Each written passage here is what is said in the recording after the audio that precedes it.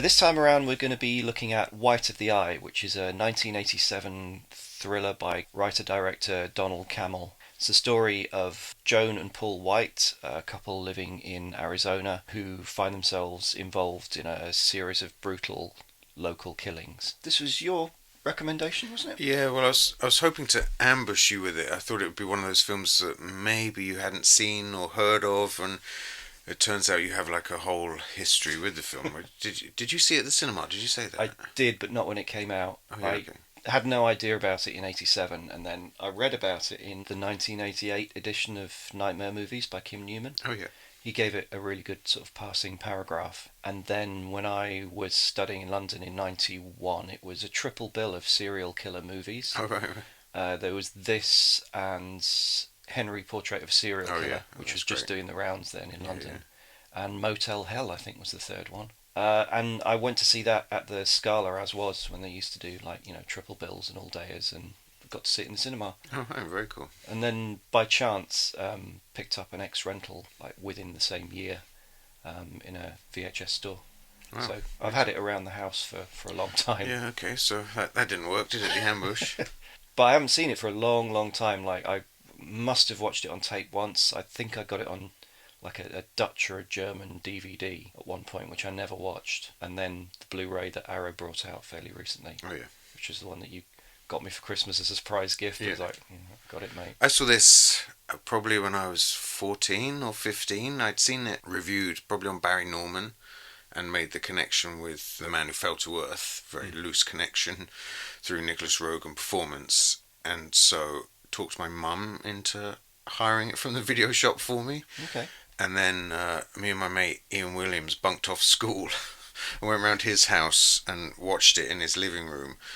But we got about 5 minutes in, and then this girl he was seeing from the fifth year turned up as well, so she'd bunked off. So they literally bunked off upstairs, and I sat and watched it alone in his living room And after there the bunking off. Pattonfield life was Yeah, set. yeah, it's not far off. Yeah. And I was like, why on earth would they want to go upstairs and like mess around when there's this really like weird, exciting movie to watch? But, So how long's it been since you've seen it? You must have seen it again since then.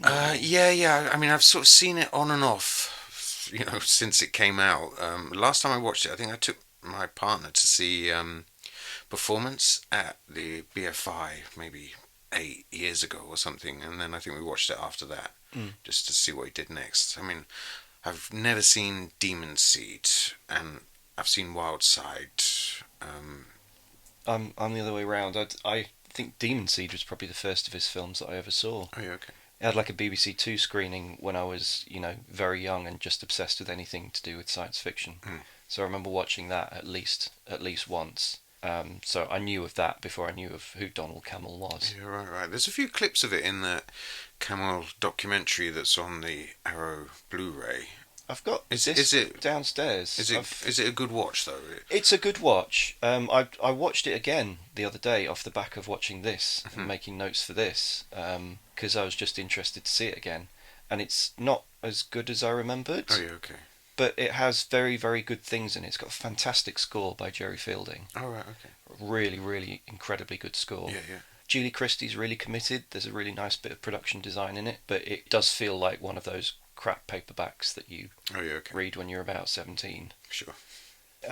White of the Eye. So what do you think, having not seen it for a while, how do you think it holds up now when you look back at it?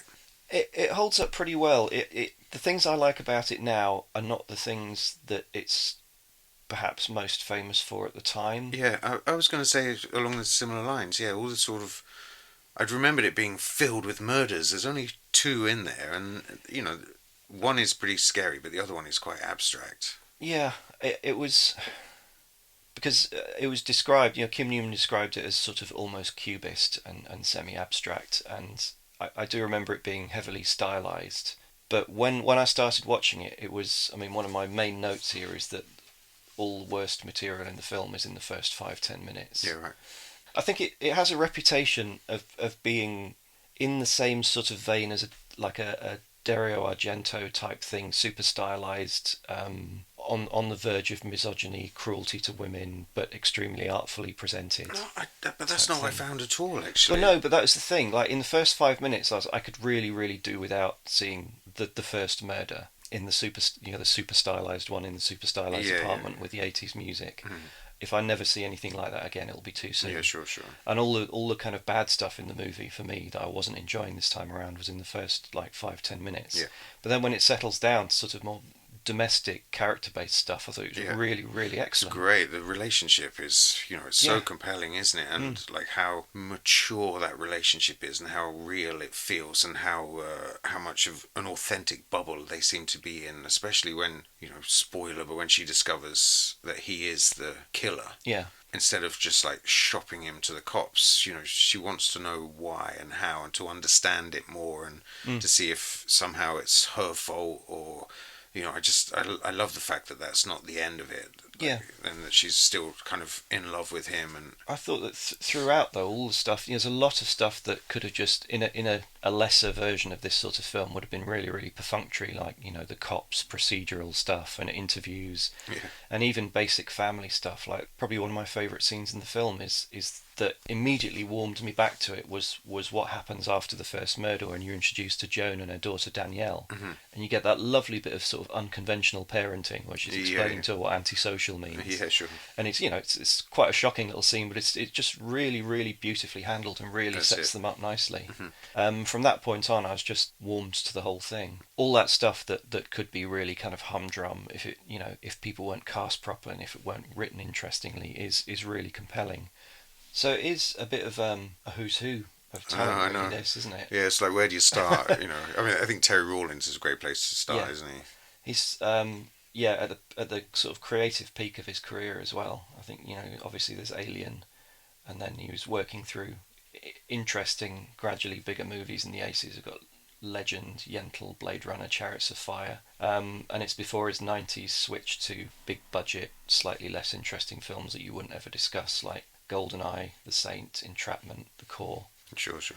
There's a The lot. cash, the cash, the It, cash, the yeah, cash. reading sort of Jim Clark, who's one of his peers, reading Jim Clark's autobiography. There's this similar period in his life where you just get sucked into those, where you're such a you're a great creative editor, but you're also an extremely safe pair of hands, Yeah, and you yeah, get that's it. sucked into those big budget jobs one after the other. But yeah, Terry Rawlins, one of the kings. Yeah, that's it. And then we've got there's some interesting pairings on here. Oh, yeah. I noticed in the credits when I was first watching it, there was an Alan Jones listed as lighting cameraman, That's right. which is always like flags up pretentious director to me. That's what Kubrick used to call his DOP, credited his DOP on Eyes Wide Shut, which basically says, you're a technician, I'm going Yeah, to sure, decide sure. what the shots are like. But then you've also got an actual director of photography, or photographed by Larry McConkey, Yeah, who's it's king of Steadicams, isn't he? yeah, and does an awful lot of Steadicam in this. Yeah, so apparently they shot it two ways, this film. So there's, I guess, a bunch of footage out there that's not shot on Steadicam. So Okay. yeah, and I don't know if they ever edited that together, or if that was just to sort of placate the personalities on set. But apparently he'd hired them both, and when they turned up for the recce just before shooting, they were both like, "Hi, I'm the cinematographer," and the other one was like, "No, I'm the cinematographer," and they sort of just decided between them to work out the best way to shoot the film together, because they were just like, well, we're committed to the project, let's work it out. Yeah, there's a 1990s documentary that's a special feature on the recent release of this. Much is made of how Donald Cammell liked to create chaos that he could then mould and manipulate on the set. So it's theorised that hiring two DOPs was part of creating that chaos. I think maybe he just wanted to play with the Steadicam, because it's everywhere, isn't it? Every tiny little shot has a float backwards or forwards. Or Yeah, I like it, to be honest, that sort of look. It's very kind of fragmented and unstable. I like it a lot.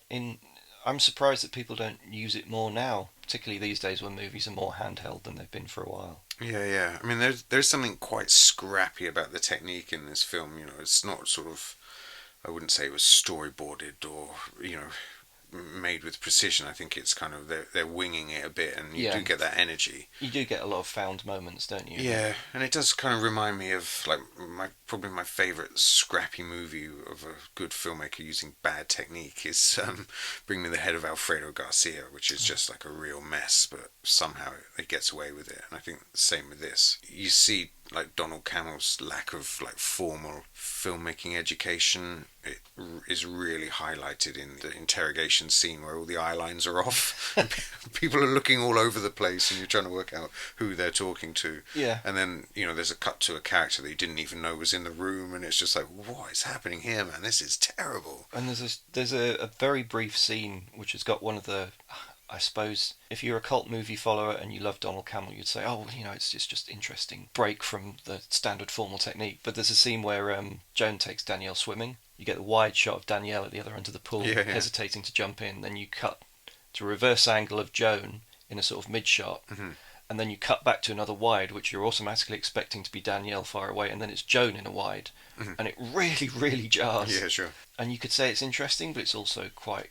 If it jars really badly, it's bad. I think there's a lot of sequences in this which feel like there was just no other option in the edit. And there's a lot of stuff in this. I suppose whilst we're just in the formal section and we're talking about Terry Rawlings, there's a lot of interesting creative edits, but there's a lot of stuff that feels a bit film studenty that I feel was Donald Cammell's hand rather than Rawlings. A lot of fairly pointless short dissolves from the end of scenes. Yeah, like very, very short dissolves from the end of one scene into the beginning of the next. There's a lot of sort of interesting creative dissolves, like there's a little series of dissolves at the end of where you've been cross-cutting between Paul visiting Anne Mason, trying to seduce him, and Joan and what's Joan? Mike. Joan and Mike, yeah. And there's a little like dissolve between the four of their faces at the end of that whole sequence, which is really, really nice. But then there's other ones that just feel really hokey, like the very final freeze frame on Joan, and then you get kind of this iris down with the refinery shots behind her, and it's like, what are you doing? Yeah, sure. But I mean, that is part of the film's charm, I think. That it is kind of fragmented and scrappy and a bit messy, and I think it gets away with it because at the heart of it, actually, the relationship is so plausible. And I'd say this is probably the first film I saw that was about serial killers. I don't think I'd seen anything before this. Yeah, I think it set a benchmark because it just felt so real. It felt like, oh, I could be a serial killer if I wanted. You don't have to be some superhero like Hannibal Lecter. You could just be like a normal bloke and go out and do a little bit of killing. Oh, interesting. That must have been inspiring for you. Yeah, it was. Yeah, it was a real turning point. I should flag up at this point that I'm complaining about things being fragmented and scrappy and stuff. That is not a problem for me per se if it works. Yeah. I'm not somebody who watches like Nicholas Roeg films and goes, "Why is he cutting like that? This is all wrong. This is out." If it works, it works. It's great. But if it doesn't work, then okay, hats off to it for trying. But if it doesn't work, it doesn't feel right. But fresh eyes on this, you feel like it kind of there's things in it that have probably there's experiments in it in technique that have probably dated a little and don't feel right. They might have felt daring and gotten a pass at the time for being daring, but now because so much time has passed, they don't feel quite right. But overall, I'd say it's like a 70% success rate for me. Yeah, okay, good. That'll do. And just going back to the sort of twin roles here, obviously you have Donald Cammell's credit, but then in the end credits you've got a fairly prominent credit for his wife and co-writer and creative partner, Sheena Cammell. She's credited as dialogue director. Oh yeah, okay. I mean, if she were just dialogue coach, I would imagine it would be dialogue coach, but this leads me to think that she had a significant input on set.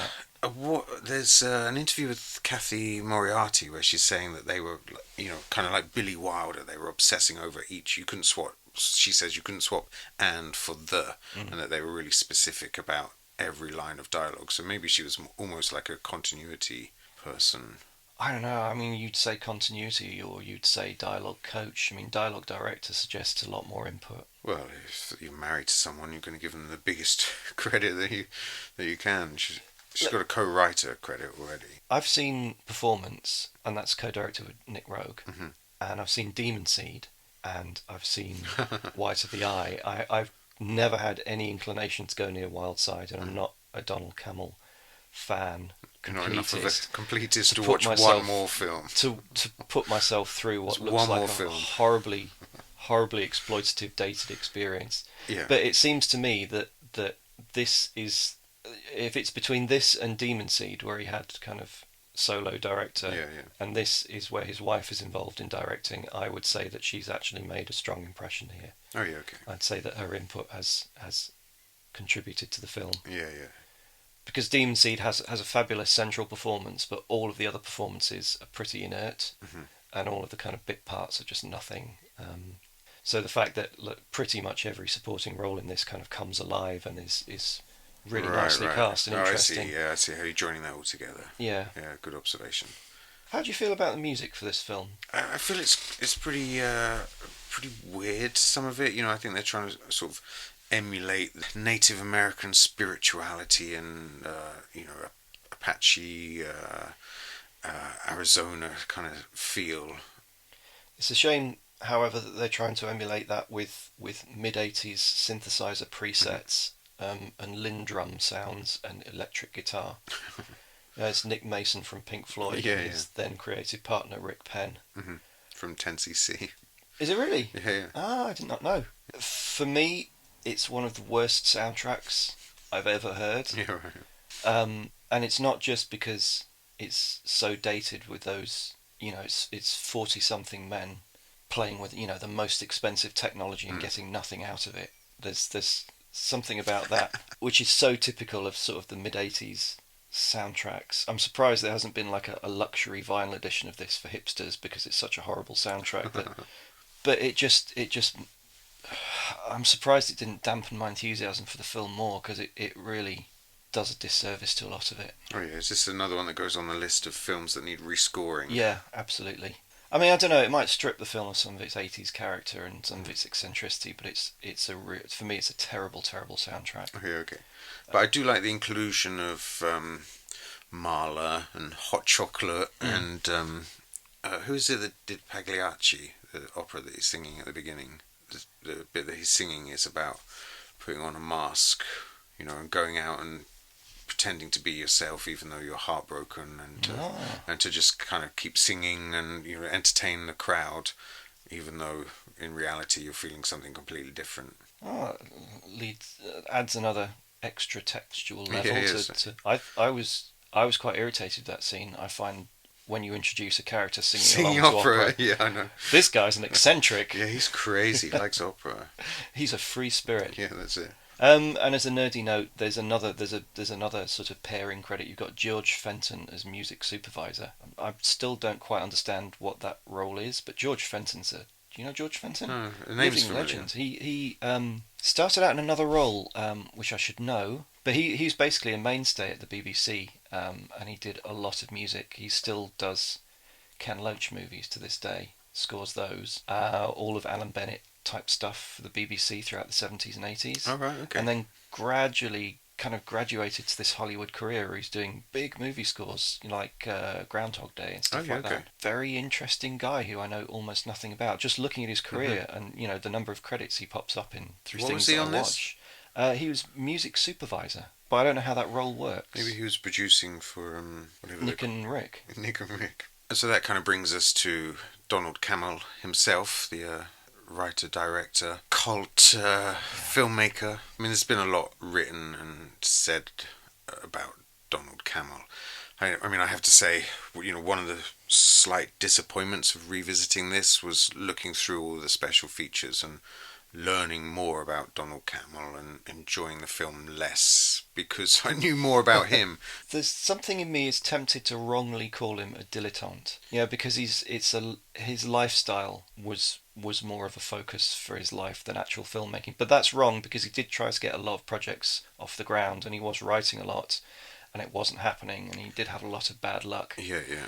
But But I mean, he just also, after knowing a little bit more about his background, he just felt like he was kind of a posh aristocrat, lucky enough to be born at a time that lets him reach kind of his early 20s in the middle of the 60s and moving in the right kind of circles to really kind having of a golden be ticket to avant-garde everything. and Yeah. that's it, and the sort of financial safety net to play and play and play. I think given all of that freedom and opportunity, if this is the best that he could do, then that's a waste, And seeing and I have to say, seeing some of his paintings that he did as a teenager, they were incredible, and all of that talent didn't translate into anything really substantial. Again, it's one of those things. This, like Donald Cammell, when I was in my 20s, he was on the syllabus. Do you know Yeah, what I right, mean? right. You had to be into him. He's one of those guys that. Well, he killed himself, and I think that sort of automatically draws a lot of attention to you. I think if he'd have just withered away and died, Mm.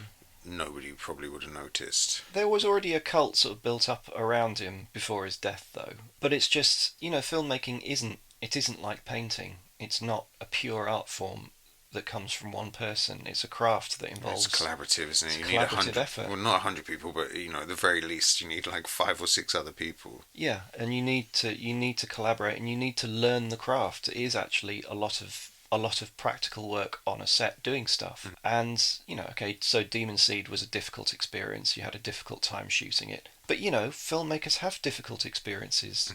And if you want to learn the craft and make better films and learn things that will feed into what you could do with your own project, then, don't isolate yourself as a pure artist and then expect the projects to happen for you. Yeah, exactly. You have to be in there moving in that circle. So there's, But also, I think that there was probably that short window of time where he peaked in terms of influence and social circle and performance, and then nothing for years. He could have easily capitalized on that. Yeah, actually, look at Nick Rogue. He was able to go straight from that from performance to Walkabout. Yeah. Don't Look Now. Although Man Who Fell admittedly, to Earth. he was more established As a cinematographer. cinematographer Yeah, sure. and a safer pair of hands, but even so. Yeah, I mean, it's sort of interesting and frustrating and disappointing all at the same time, isn't it? I'm never big on hero worship, especially when that hero worship is based on could have beens and might have beens and imaginary projects and imaginary movies. I find it hard to get, when people write enormous essays and think pieces about, Michael Reeves, Witchfinder General, on the basis of 2.5 movies. Sure, sure. How astonishing a talent he was. In my 20s, I would have kind of just by nature gone along with this thing, but in later life, I'm just finding it difficult. I prefer people who have done a significant amount of work that proves that they're heroes. Yeah, there was something really nice about when Terrence Malick came back after years away and this kind of idolatry and the lost master of American cinema, and he came back and was like, yes, with a masterpiece. I am a master. Thank you for waiting. There's an interview with Donald Cammell on the Blu-ray, and he's wearing a T-shirt that says "Murder is an art form." Yeah, I saw that. Fuck off. I honestly, come on. Yeah, yeah. I did I groaned. I wasn't sure what your reaction would be, but yeah, fuck off. Pretty much sums it up. I did like what he was saying. I did like his kind of explanation of there's a whole side of art. There's a whole theory that art should be immoral and amoral, and but then if you present that wearing a T-shirt saying "Murder is an art form." So, yeah, you're just reducing whatever you're saying to glib nonsense by wearing that. It's the 80s. Yeah. Despite throwing shade on Donald Cammell, I do still like the film a lot. I do as well. Yeah, that's it. I'm just not that interested in Donald Cammell, having learned a bit more about him. I don't think it's as interesting as, let's say, Kathy Moriarty and her career. I think she is much more interesting as a kind of frustratingly lost talent than Donald Cammell, actually. And I do like this film, and I think part of that is because, for a long time I was the only person I knew that had ever seen it. And it was a nice one to have in your back pocket for obscure film. Watch this for an obscure movie, and for it to be it is a stimulating, scrappy, unpredictable experience as a piece of cinema, and I always liked that about it. And having researched Donald Cammell a bit more, I'm less interested in him.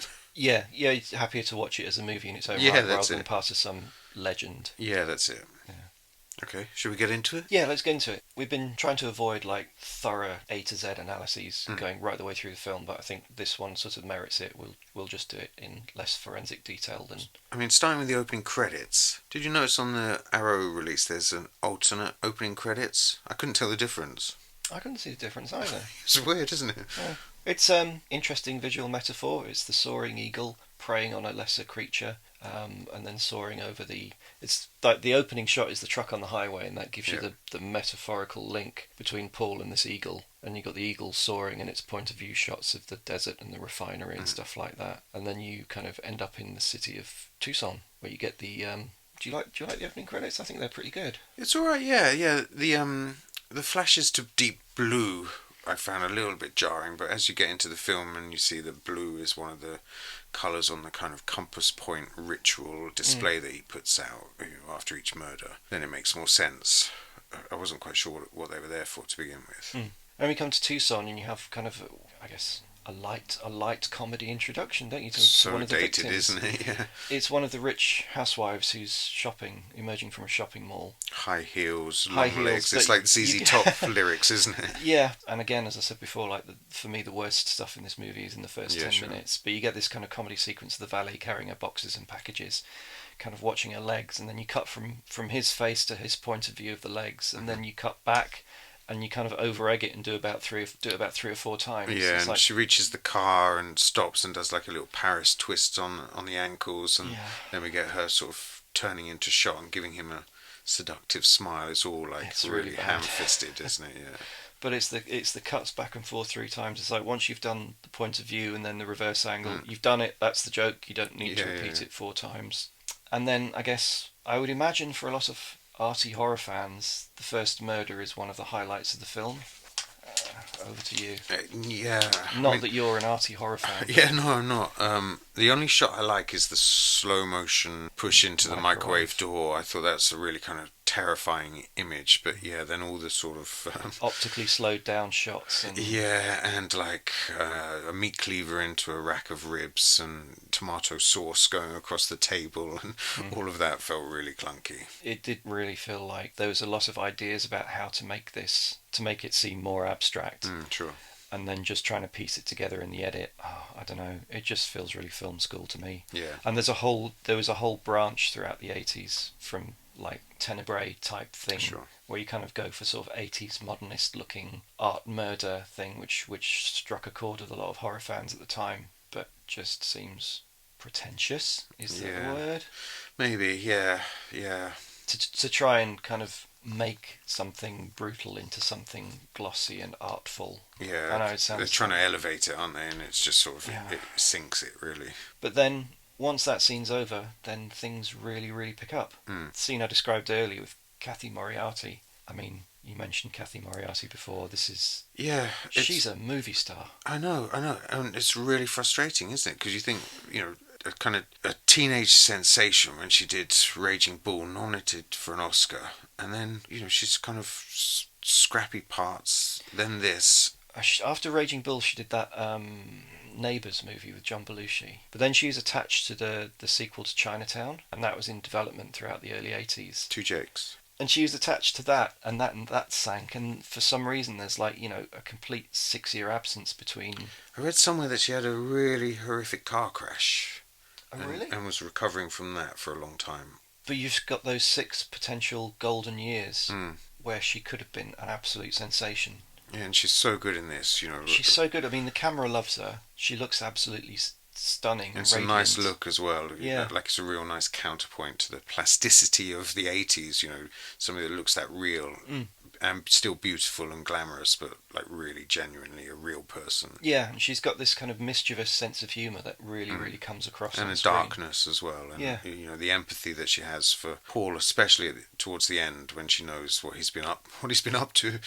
To carry all of that off, like it's one of those really frustrating losses for us in the audience that she didn't do more starring roles. But yeah, I mean, you feel watching this that not only is she great, but she's actually enjoying her time on screen. She's actually enjoying her performance. Yeah, she's fantastic. And then we get to meet Paul White singing in his truck. Yeah, it's a bit of a sort of non-intro, isn't it? Obviously it's like over the top opera singing, but also you can't quite see him because obviously they've got the camera stuck in the passenger seat of the car. Yeah, there's kind of no decent introduction considering how much screen time he gets later on, how many kind of nice big wide shots and crotch close-ups that he gets throughout the film, that they couldn't have just found a really nice frame to bring him to us. We see Paul and Joan at home, and Joan asks him to do his kind of echolocation trick where he sort of hums in the living room and works out the best speaker placement for a stereo system.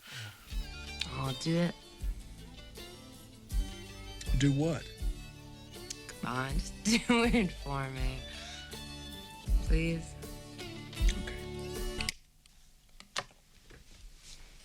Okay.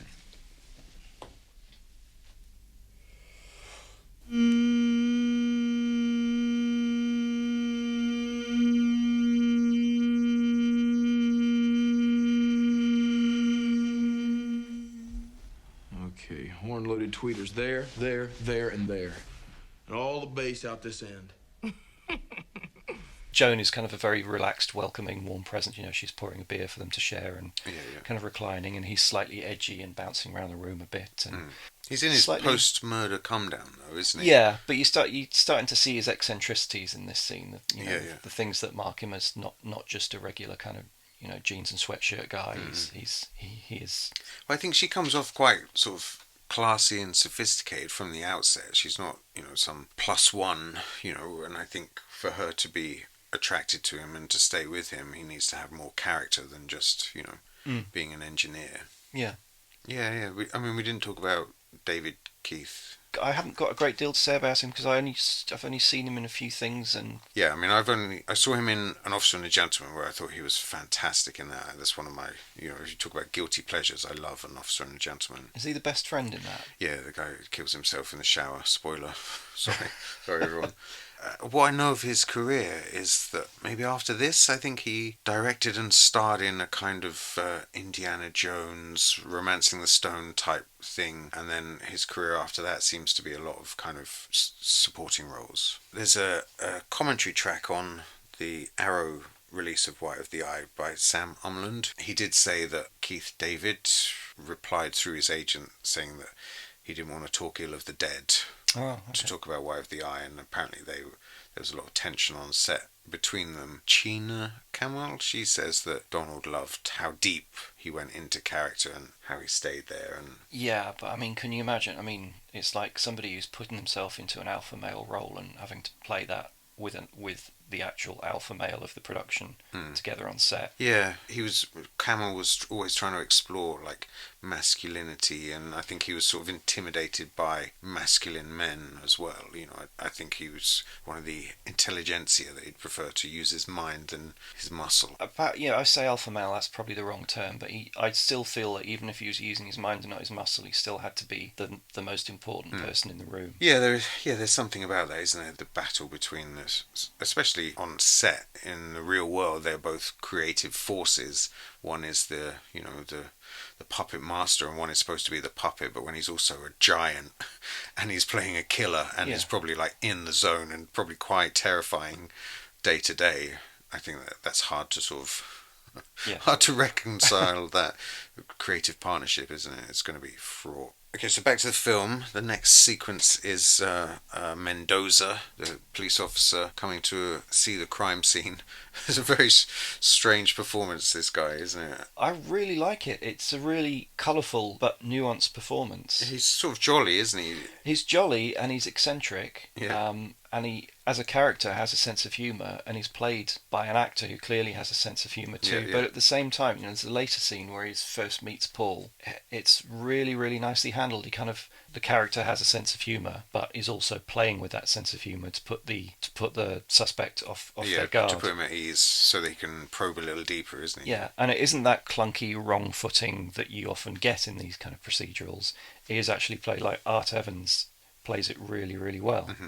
And it's nice that, he's clearly a lot smaller than Paul and isn't intimidated by him. He's happy to get close, isn't he?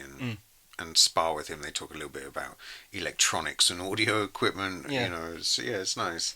I find the tone of it, because you're so used to the sort of detective being an archetype, and he's really like the opposite of that.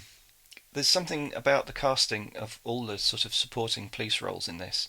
Really nice, slightly characterful performances. Yeah, that's it. And they seem like decent people. There's no shitty cops, and they're all kind of doing the work and trying to get the work done. Yeah, even the guy who's talking to Paul in his truck as he pulls up at the house seems to be a fully rounded character. Yeah.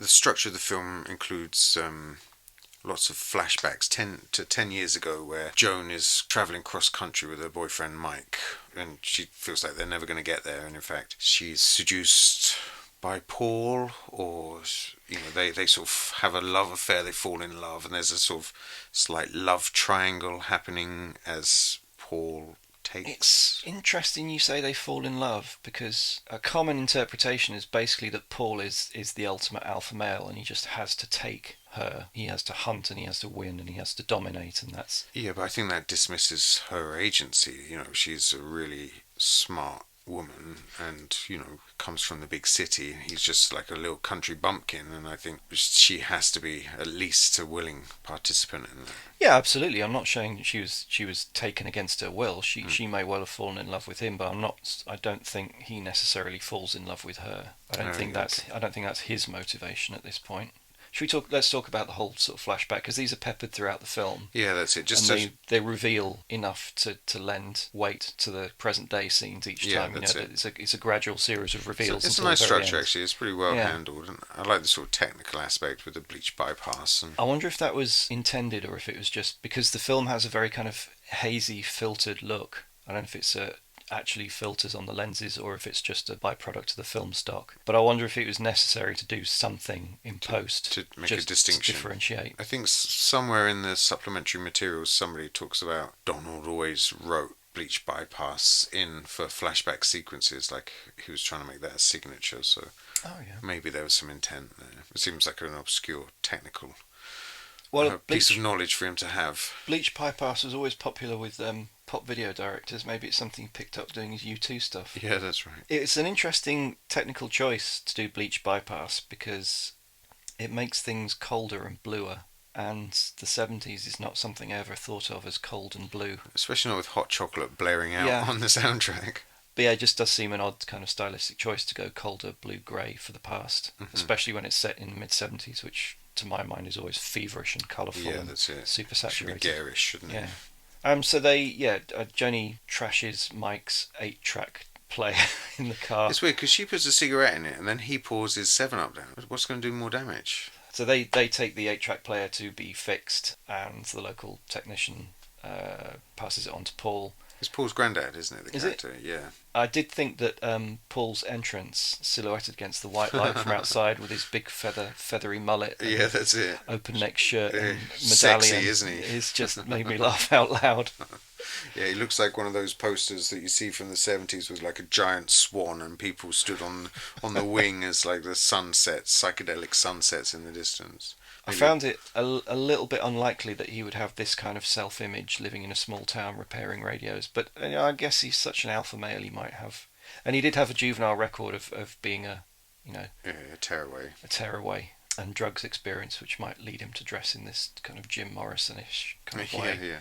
Can we talk about Alan Rosenberg, who plays Mike? Yeah, sure. Mike in this. I did find young Mike quite jarring, and I was kind of reaching for my IMDb thinking, has this guy done a lot of TV? Yeah.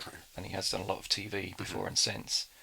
But it was quite cleverly handled that Mike is, in these early scenes, Mike is really kind of brash and unlikable and over the top. He's that cocky New Yorker, isn't he? But the performance itself is just slightly too broad for me. But and that Paul in these scenes seems quite relaxed and comfortable in himself and just laughing off all this bravado, which makes you like him more. He's not intimidated at all, is he? Yeah, but he's not intimidating for the viewer either. You kind of with him. But then when we cut back to present day and you see Mike much later in life, post a serious head injury, it's a much more restrained performance. Yeah, it's more really, really likeable, well, isn't it? The stuff where Joni meets up with him again and they're talking is a really, really likeable performance. Yeah, I mean, skipping straight to the end, it's weird that he just sort of rocks up and turns into half of a macho duel. Yeah. Rambo Mike. Is he in any of the deleted scenes? I think there was supposed to be a subplot which doesn't appear in any of the deleted scenes, but which is mentioned in the commentary track by the biographer, and he says that there was a whole sequence of shots with Chyna Cammell, who's in it, and that they're hanging out together and they go to the quarry for like an overnight camp and to shoot some guns.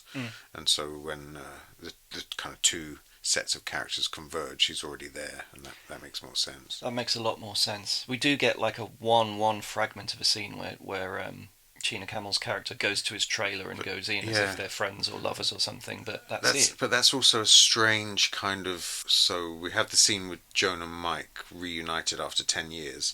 Mike says, "Promise not to tell Paul that you've seen me," and she promises, but then she tells Paul that she's had a dream where she sees Mike, and in that lie we see a flashback or an abstraction of Mike and the girl who we see in the Chinese cafe going into a room together. Like, makes no sense at all. I didn't think that was intended as part of it. I thought it was just a scene to make Mike seem like he was still in the movie and a more rounded human being. You know, those are some of the sort of things that the film does where you just sit there going, nope. The next flashback is the beginning of the hunting scene where Paul and Mike go hunting for whatever little survives around the man-made mountains of the copper mines. Yeah. It's a very odd little ending, this, where Paul pulls out this handmade compass and Mike admires it, and then Paul kind of slams it into his hand and says, "Do you like it? It's yours." And then you hold on a freeze frame of that and fade through to present day. As if that has great significance. It crops up again at the very climax of the film, but it just does seem like a kind of it's a theme or a subplot that just goes nowhere. It's a motive that has zero weight. Immediately following the second part of the flashback, which is Joan and Arnold and the coin, come back to present day, and it's Paul and Danielle at home with their lovely tame performing dog. It's a really good scene for sort of building domesticity, but there's a really odd bit at the end for me which doesn't work in terms of storytelling. After the dog's done its trick, you kind of fade to black as if it's the end of the scene. And then it comes up with what I thought was his van driving off somewhere, and then he's in his workspace talking to Fred on the phone. It's Jones. So Jones going off to work as well. The deleted scenes that are on the disc involve Jones' job at the thrift store. Okay. Which is what later on puts her on the road to meet Mike, because she's driven quite far out of town to collect some stuff for the thrift store. Okay. And so the deleted scenes do have a commentary because there's no audio left, I think, or they haven't been able to find the audio for them. And mostly it's just about kind of the logic of where people are at what time and getting them to where they need to be for the next scene. So it's kind of perfunctory, especially in a film like this, which is so scrappy anyway. It seems odd to even, if you're going to cut out the scenes of her doing her work, to include. I mean, you don't need to have him in the office talking to Fred, because in a couple of scenes later he's going to go into the diner and start talking about the same thing. You could have just cut straight into that. Yeah, that's true. But I mean, while we're on the subject of the diner, I just find it really hard to kind of swallow that diner is this like the center of the community. That this like Paul has a shower there at some point, and the cafe owner acts as his kind of go-between for him and the woman he's having an affair with, plus his wife pops in at some point, Joan, looking for Paul, and the diner owner's son is a cop who's part of the investigation, young brash cop, and also feeding Paul information about the investigation, and there's kind of all those improbabilities that but it's all kind of crammed into one scene, which is one really, space, really cluttered as well. Yeah, that's it. With roast beef. Arty shots of squelching roast beef, dripping fluids, and and also there's sorry, go on. Yeah, I was just going to say they must have shot it in a different space or at a different time, because all the windows to the cafe are covered in a white film, so you can't see outside either. So you can't even connect it to the streets and the spaces that we've seen throughout the film. It's just like this abstract bubble. It's one of those things where a more experienced filmmaker, you could say a more conventional filmmaker, but a more experienced filmmaker would read the script and start blocking it out and realise there's an awful lot that needs to be done and explained to you in a short space of time. So you would choose perhaps the most expedient way of blocking it to do it. But in this case, they've just shot a fair bit of coverage of close-ups and chopped a lot of it together. Yeah, but also what that space means to the people that live in this world. It's where a lot of things are supposed to kind of pivot left and right, and alibis are formed there and all sorts. It seems quite throwaway at the same time. The main note I've got on this, reading directly from my notes, is not great with scenes of more than two people. Next, we get the cross-cutting sequence between Paul and Anne, the bored housewife in a mink coat that's always calling him up to fix her satellite dish. And we also see Joan reunited with Mike after 10 years. As a snidey aside, I wonder if any of the rich people in Globe had nice houses. Yeah, all the rich people seem to live in these kind of postmodern hellholes. Yeah, it's the 80s, wasn't it? It's not even attractively brutalist architecture. It's just... No, it's tasteless, isn't it? Yeah, it's bad. So we've talked a little bit about Mike's character in this scene. I do like the way this is a very steady cammy scene, isn't it? Yeah. The camera's constantly moving. Yeah, it's nice. And you see like some strange when they cut into the close-ups, you lose all the grain and texture of the film stock. It's like they've switched stocks halfway through the sequence. But some of the wider shots are very, very, very soft and filtered. Yeah. And maybe it's just dealing with that kind of, to get that wide and trying to deal with that harshness of light. You can easily shade when you get into the close-ups, but I think they're just like, okay, pop another ND in till that's what you get. And Anne Mason, she gets a special appearance sort of credit, and I had to look her up. Did you recognise her from anything? No. She was in The Keep, Michael Mann's movie. I like it that she's supposed to be, the aspirational model for all the other women in town. They talk about her hair and her hairdresser and how everyone is trying to. She's the trophiest of the trophy wives. Yeah, that's it. It's very Stepford, isn't it? Again, I've been uncharacteristically quiet about how bad the music is for most of this film, but at this point the Anne Mason scenes have got some just dreadful mid-80s bad country and westernish type middle-aged music on it, and it just, for me, it kills a lot of the sexual tension because you've just got this bad FM radio music in the background. Yeah, but also there's that sort of really clunky 80s thing where she stood behind him seducing him, and it's like that Old Spice or denim or whatever the kind of aftershave was of the time, where the woman's running her hand down the shirt buttons and heading south, and he grabs the hand.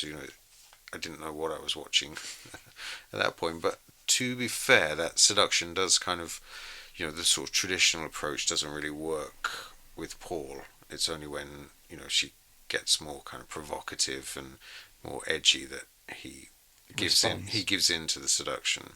Yeah, she actually has to kind of appeal to his absolute animal side by basically bearing her vagina to him, doesn't she? Yeah, that's it. Yeah, those three nice cross dissolves I mentioned earlier come at the end of this scene, as we've come to the end of these kind of intercut scenes, and we just have a quick dissolve between all of the main characters' faces, and then we go into the next, which is... I love that. It's a really nice way of just sort of making sure you understand where the characters are at this time before things change, before the dynamic shifts. And it's one of those experimental touches that instinctively works, isn't it? Yeah, that's it. Immediately afterwards, there's another domestic scene. The police seem to be closing in on Paul. Stu, the policeman, comes around and talks in his kind of semi-adolescent way about the case, and talking too much. It's a very odd sequence of Stu going to use the bathroom, and then some extremely unpleasant close-up of him flossing his teeth. Yeah. And then deciding to powder his armpits with Joan's powder puff.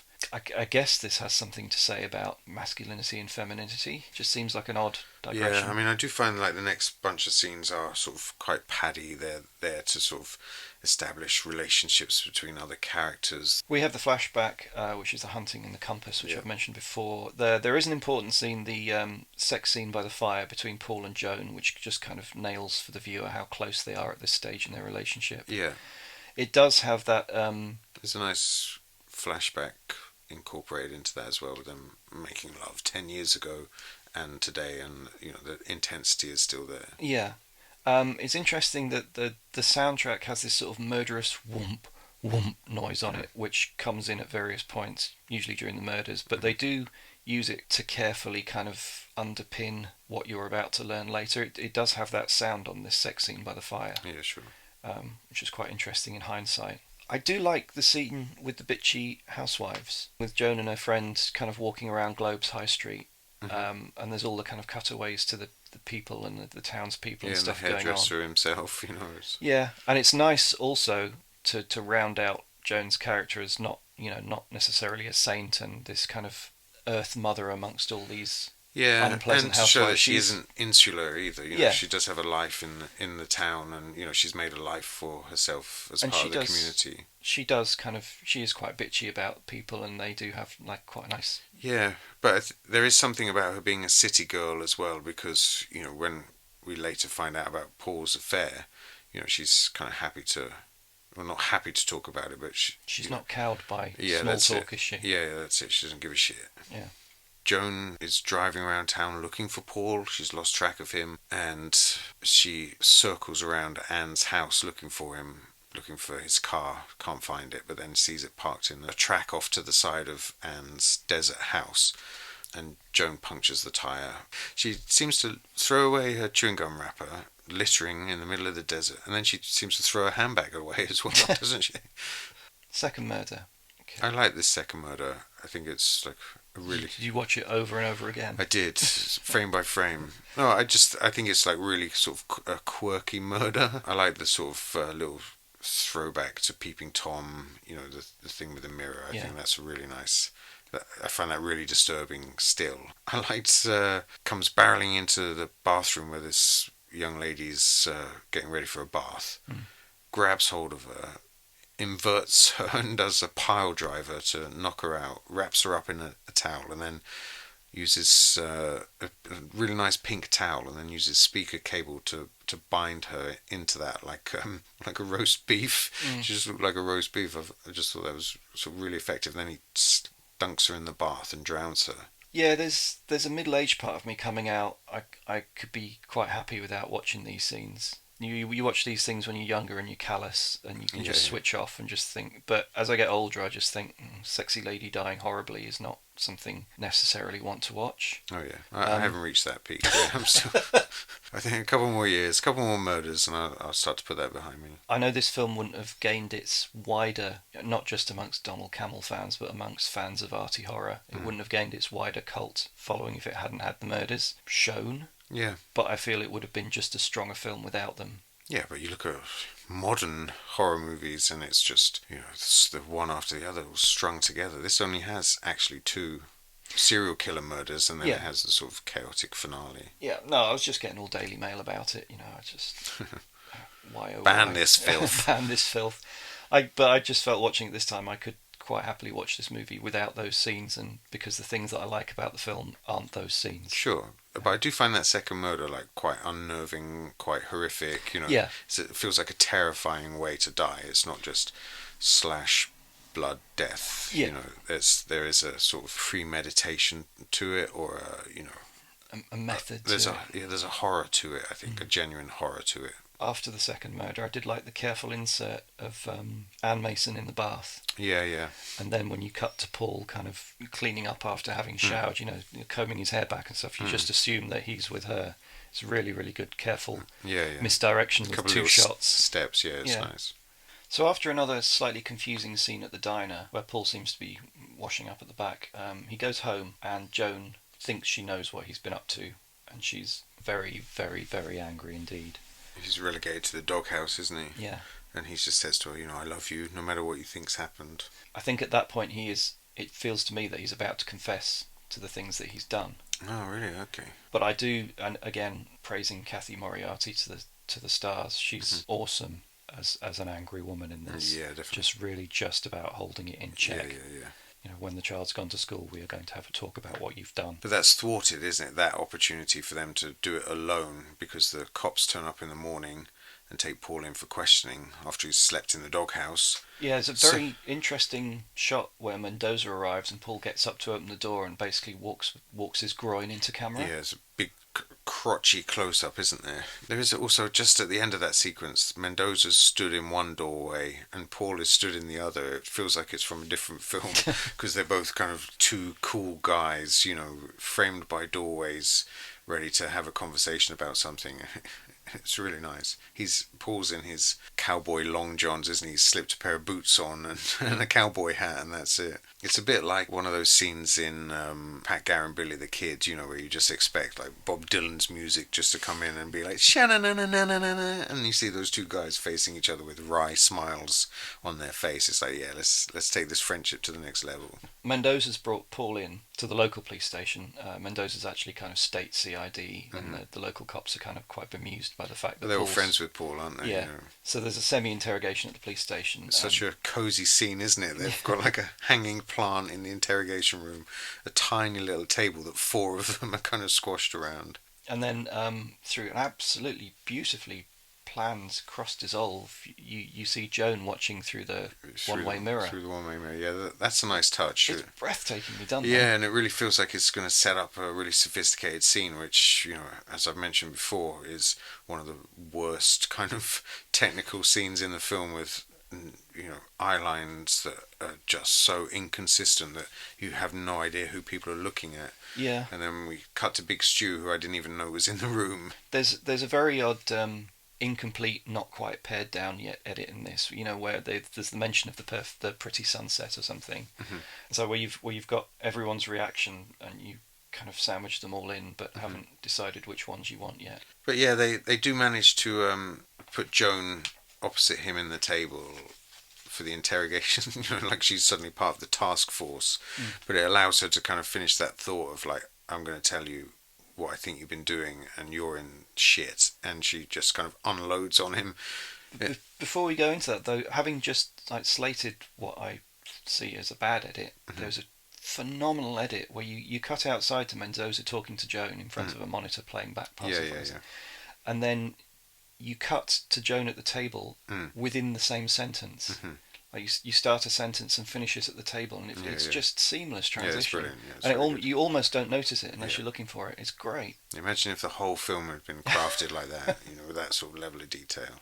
But yeah, then Joan's kind of tirade. It's really good, man. It's great, and it's odd seeing how natural and how real it feels when you see Kathy Moriarty's interview in the extras in the documentary. She says no improvisation was allowed at all. It had to be absolutely word perfect for the script. But it feels like an improvisation at the table. It feels like she's just playing it from the heart. Yeah, it's really good. It's really powerful, and I think there's something about her performance and also about her character that I think is part of how she's managed to sort of keep Paul under control up to this point. Not under control, I think he respects her, basically. And I think he respects her strength and strength of character. And, at some point later on he says, oh, you're not like those other women. And I think, this scene sort of highlights that, the respect that he has for her. I do like the fact that he has almost nothing to say here. There's no lie. He's not lying to her. He's not trying to defend himself. He's kind of slouched down in his chair, just kind of taking it.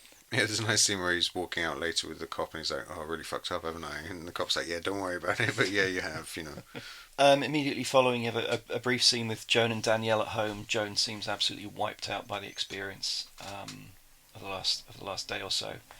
And then one of the key flashbacks where Mike discovers Paul and Joan together. It's worth flagging up at this point, there is the attempt to kind of misdirect you to feel that Mike might be the murderer, because there is like a pan down at the end of one of his scenes to he has the key tyres which are identifying the killer. And also this kind of vroom, vroom, vroom music it's used on this scene as well, where he comes in with a gun and shoots the place up. So Do you think that was something that... Well, I guess if they've got the close-up on the tyre, they must have been aiming for that. Yeah, it's because the murder music appears at this point when Mike is at his most irrational. Oh, okay. So there's a suggestion of it might be Mike. Mike's back and he's trying to frame... Yeah, it seems a bit much, doesn't it? It is, but it's there because it's a thriller. And in the following scene, where Mendoza takes Paul... he just says, takes him to the second murder scene, says, I just want you to see this, and shows it to him. You also get these quick cut flashbacks to Mike's mouth covered in blood. Very, very quick cuts, and it's completely inexplicable at this point, but Mike has blood around his mouth. Oh, okay. Oh, I must younger have missed Mike. That. So, again, it's more of this misdirection, thinking, oh my God, is this Mike? I quite like in that, when they revisit the crime scene, that, the ritual compass point motif is laid out, but also like everything is covered in plastic. I'm not sure how that functions in terms of a crime scene, but it looks nice. It's one of those sort of aesthetic choices that I think adds kind of mystery. And but I think every now and then, the technique and the artifice, it all kind of meets perfectly in a couple of shots in this film. That if the rest of it had been as subtle, it would have elevated the film, I think. So I did really like the scene where Paul and Joan kind of make up, the next scene, which is kind of the morning after. I found Paul's puppy dog enthusiasm a little wearing. He's bought the pots and pans that he promised her, hasn't he? Yeah, which are very similar to the pots and pans hanging up in the first murder victim's sure. kitchen. But I did feel it was real. There is, when you've had a fight, when you've had a big fight with someone, there is that kind of relief of just both of you just letting it go and trying to make out. And she's not 100%. She's happy and relieved that they're on. They're moving on a little. Some of the tension's relieved. She does say she needs about half an hour to get herself together, and then goes and throws up and stuff. But I did like the reality of that scene. Yeah, I think so. But I think she clearly still loves him. But I think she is like physically sickened by the reality as well, and especially when she's kind of looking at those pots and pans. Like, oh my God, am I living a life where these pots and pans are actually like really important signifiers to my relationship? And I think that kind of reality for a city girl, a sophisticated city girl, just puts her on her knees vomiting into the toilet. In the bathroom, she makes a key discovery, I guess. It's a piece of twine poking up from the wooden surround of the bathtub. Can I just flag something up here? A wooden bathtub surround? It's a really bad idea. Those were the days, weren't they? It's just within a year it's going to be warped and stained. I think people did that in the 80s. I think we might have even had a temporary wooden bathtub that quickly warped and rotted. I think we had some wood panelling around the bottom of the bath, but not as the surround. So she rummages around under the bathtub surround and finds packaged bits of bodies. Trophies. She makes a horrifying discovery and decides not to call the police. And, which is one of those conceits of the film that I really liked, that she wasn't just like, I'm going to turn him in. I love it that she makes this horrific discovery. There's a really nice, as she sort of backs away from the bath on her hands and knees, there's a really nice steady cam move as it sort of tilts from one side to the other as we're kind of with her, as she's kind of, I guess, trying to weigh up what's the best thing to do, and I think she just wants to understand. And also, you have to figure that at some point, as soon as you bring in the police, it's going to end. Yeah. Like there's never going to be any chance to discuss or talk or reason. The police are going to get involved at some point. It is going to end. So if you want to understand it, then now is the time. Yeah, that's good. So this scene, Paul's revelation scene, is actually brilliant. I like both of them in this as well. I love how, like, she's looking at him and listening to him, and there's no sort of judgment. It's just like the question. She can't quite piece it all together, I think there's something really interesting about this idea that, he is a serial killer, but it's not like it's something that's been happening for the 10 years of their relationship, because we see 2 murders. Well, there are a lot of murders that are mentioned that have happened out of state. But it's only 3. So if he's doing, let's say 1 every 2 weeks, it's still a recent kind of digression for him from the norm. So I think that's why it still feels quite fresh for him as well. You get all of his kind of post-murder bliss and this idea that he's kind of switching between 2 layers of existence. Let's say one where he is the killer and has this kind of worldview, and the second one where he's the family man, which is it's becoming, I guess, more of a mask. Yeah, see, one of the things that I kind of felt the opposite about his character. I didn't think that there was 2 sides to his personality, and he kind of, at the end of the movie, I was quite glad that he didn't seem to flip from one to the other. His weird digressions and the weird things that he was saying, obviously they're more extreme, but they didn't feel like they were coming from a different person. Yeah, totally.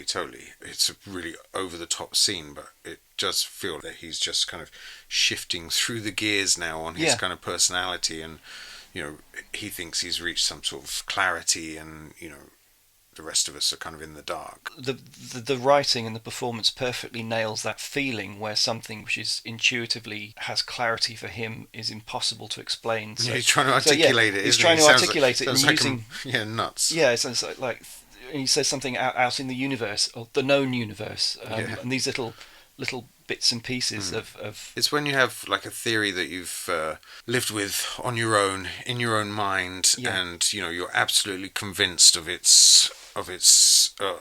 you're absolutely certain of how correct you are until you say it out loud, and people look at you like, "What the fuck are you talking about?"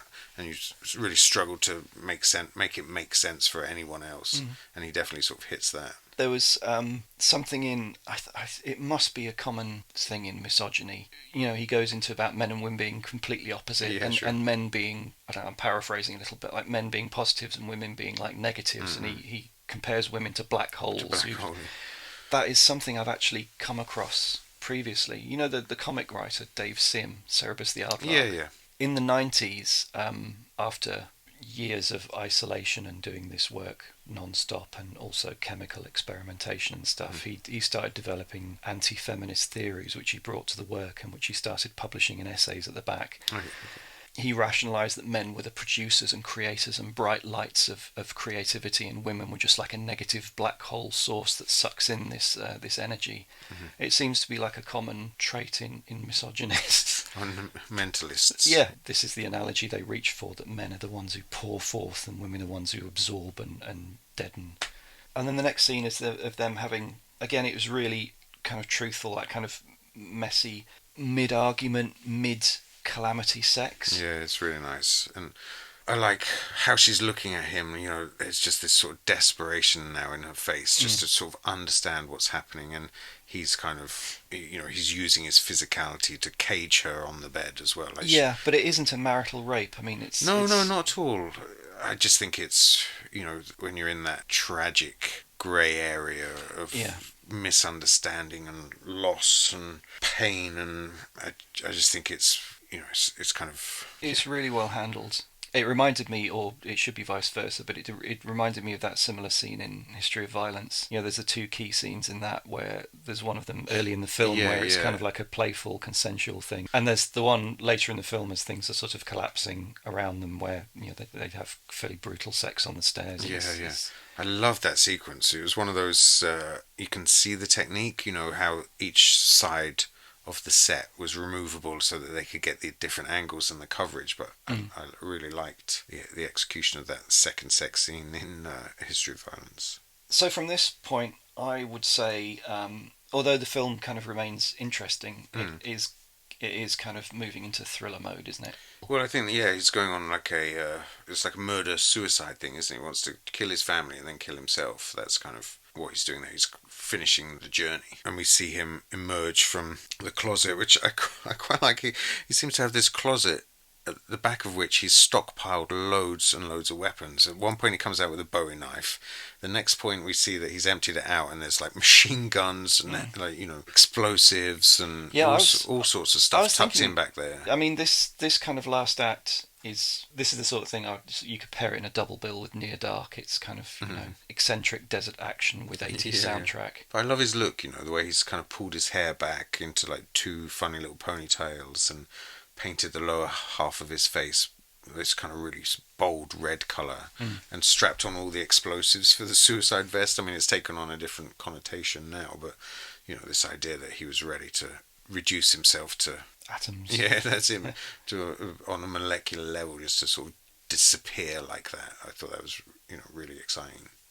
I did like the little touches of, I won't call it black humour, but I did like Danielle's dialogue in this scene. Mm-hmm. She has like a sequence of little funny lines where she's talking to Joan through the door. It's like, Daddy exploded the bed, Daddy's wearing a bunch of hot dogs. When they get out of the building, when they get out of the house and get into the desert, and you end up in kind of that concrete structure near the quarry, I was trying to put together what it reminded me of. I was trying to remember, the kind of cat and mouse thing, and the father ranting sort of sardonic domestic stuff, like I'm always cleaning like up The after Shining you. or something. That was it, and it eventually came to me. It was The Shining. Yeah. I mean, in that she throws Danny out of the window, doesn't she? And there's definitely a couple of parallels. Apparently, when they finished the film, they looked at the edit and they thought the third act was too slow, so Terry Rawlins just went in and cut 2 frames off the beginning and end of every single shot in the third act to speed it up. Yeah, good technique. Yeah, that's it. I quite like that. It was like, oh yeah, okay, that's a good fix. How did you feel? I felt that in this section, again, I did say it kind of stepped up into thriller mode. Did you think his characterization was consistent? Did you think that his kind of ranting and Jack Torrance stuff was a natural evolution of where he was in the previous scenes? Well, I think he's reached a kind of a point where he can see the end now of this killer journey that he's on. I think he's just, I think to maintain that would require a level of intelligence and ability that he just doesn't possess. The cops are close, the wife knows, you're pretty much going to end up either in some sort of gunfight with the police, or you're going to end up in jail, or you're going to die. So if you go out on your own terms, at least you're kind of fulfilling some kind of... Yeah, you're still going to be Hemingway, aren't you? Yeah. So, Rambo Mike. So peculiar. I mean, once you accept it, this idea that film is a bookend for this kind of three-way love triangle that is kind of unresolved for one of the characters, for Mike. So him kind of rocking back up and somehow being this sort of saviour, non-saviour. Well, I do like the way that he turns up and you would think, oh, he's the saviour. But Joan just backs out of the whole thing. She just takes the gun, throws it down a deep hole and says, oh, I really sure know how to pick 'em. Yeah, and just leaves these two guys to their testosterone fight. Yeah, that's it. But I don't think the film has quite set that relationship up between Mike and Paul. The way when Mike turns up, Paul's like, oh, how nice to see you again. Do you remember you owe me $15 for whatever. It didn't make sense that after 10 years they would step straight back into that very brief relationship that they had. And it's extremely jarring, since you've set Mike up as somebody you're trying to misguide the audience into thinking could be a killer, but you've also set him up as somebody who's quite grounded and a bit more level-headed. Well, also he's had a head injury, so he's supposed to be a little bit kind of special at the same time. Yeah, but he just seems a lot more mellow, and for him to suddenly turn up wearing a Native American blanket and a machine gun. And a machine gun, yeah. It's not even like he's got a knife or something. He's properly like armed to the teeth. But somehow it gets away with it, though. Mike turning up is really sort of abstract, but once he's there, I kind of like the section where he marches Paul out onto the quarry floor for some reason, instead of just backing him up far enough to shoot him. And then they kind of have a weird conversation where it becomes more about Mike and Paul and less about Joan. Joan seems to have fallen back into sort of into love with Paul. She's trying to tell him, maybe because he's about to die, clearly, that she's trying to tell him that she loves him and trying to back him off from what he's doing. But that is the most interesting stuff in the film, that she still has this kind of love for him after all these revelations, and that sometimes love can transcend the horrors of everyday life. I thought that stuff was really powerful and quite terrifying in itself. But then she kind of gets sidelined because this sort of macho power play between Paul and Mike, which, yes, they have some history 10 years ago, but it's like some random person you meet for a day or two and then forget about. I found it odd watching this again, that there's no real... again, in a more conventional thriller, you'd expect some last-minute tussle, but there really isn't. I mean, it's just Paul at gunpoint, isn't it? There's no threat of him regaining the upper hand at all, is there? It's just... No, I mean, he is strapped with explosives, so he kind of always has the upper hand. The trump card. Yeah, exactly. Yeah, there's a weird thing where he kind of, when they walk out into the quarry and he does his kind of echo sounding mind tuning. Yeah, yes, and that's a really nice moment again. I just like it when he does that sort of that noise, and he has that look on his face. Yeah, it's really cool. And obviously, seeing it as a 14-year-old, I remembered that stuff being really prominent, and that it was part of the story. Like, it was really relevant, and in fact, it's not. It's just a really nice kind of little quirk. Character digression. Yeah. Yeah, and then you have this sort of weird macho posturing between the two men, which basically ends with Mike machine gunning Paul in the face after blasting out his legs. But he manages to light the fuse. I forgot it's on a fuse. I thought it was on like a suicide bomber trigger. But yeah, on an old-fashioned fuse, which is behind his back. Like, if I was going to build myself a suicide vest, I wouldn't put the fuse behind my back. And then Joni kind of dives into the water as if that's going to shield her from like a megaton explosion. I mean, it's a pretty big explosion. It's a big explosion. It leaves like a 20-foot crater. Yeah. So hopefully she managed to swim a fair distance away. Yeah, I'm trying to I mean, we've been kind of dancing around it. I guess we have to kind of look at it as Donald Cammell exploring masculinity and misogyny. I think he's really guilty of that. I think he may not have been like a physical alpha male, but I don't think he's that respectful of. Yeah, I'm just trying to think of how his theorizing plays out in this scene, what this scene's supposed to represent in those terms, because it's clearly intentionally this way. Yeah. It doesn't seem like it's a troubled scene. I'm just wondering what's being said here. Is it that misogyny and macho behaviour is a dead end that will just lead to extinction? Self-destructive, isn't it? Yeah. And that it sidelines all femininity in the process? I think I'll go with that rather than read any more about Donald Cammell. Yeah, definitely. Okay, and a epilogue in the diner. Yeah, I think that's just to sort of reassure us that, Not everyone's Mendoza dead. was a competent cop, that Joan is alive and not blown to pieces, and that Danielle Isn't scarred for life. yeah, looks quite happy. But I have to say, for all of his faults, I think this is kind of a key with films that I really like, is that they're full of faults, but there's just something about, maybe it's the timing of the collaborators and, the reach of the ambition, but sometimes there's a couple of really scrappy movies that are full of faults, but I just really love them, and this is one of them. Would you recommend it? I would, yeah. I've given the Blu-ray to a few people as a gift, and just said, like, Have you See, have you heard from them? No, I again? haven't. Yeah, and I never saw them again. My kids. Yeah, I would recommend it, and it's one of those. I bought you a copy of it just this Christmas, and you already had one, and it's one of those that I'll palm that off to somebody probably over the next week or so, and I'll finish reviewing all the special features. But if I'm ever stuck for a gift for somebody who's got an eccentric taste in films, most people, I think it's still very off the radar. So yeah, I would recommend it, and I'd happily see what people come back with.